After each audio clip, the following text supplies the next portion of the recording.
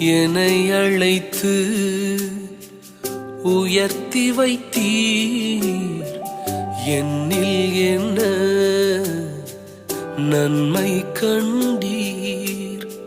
என்னை அழைத்து உயர்த்தி வைத்தீர். அழியும் என் கைகளை கொண்டு அழியாவும் ராஜ்யம் கட்டு. பைத்தியமான என்னை தெரிந்தெடுத்தீர்.